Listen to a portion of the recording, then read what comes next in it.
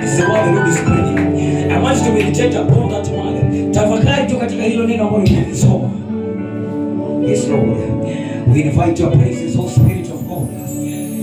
We invite your presence, O Spirit of God. We invite your presence, O Spirit of God. We invite your presence. Ningependa tufungue kinywa chako na ombe Roho Mtakatifu nimekukaribisha. Sema tu Roho Mtakatifu nimekukaribisha mahali hapa. Ingia ndani ya nafsi yangu. Fungua tu kinywa chako.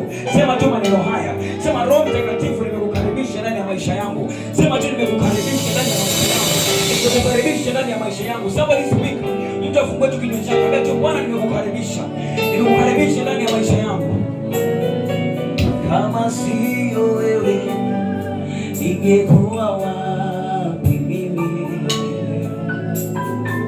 Kama sio wewe ningekuwa wapi mimi? Umejawa na rehema tele.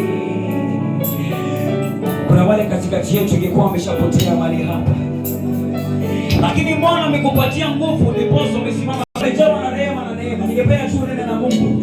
Sihemi ili uweze kunifuata. Nataka uingie tu katika hiyo anga binafsi. Utafakari yale mema Mungu amekufanyia. Usikuje na utoke jinsi ulivyokuja.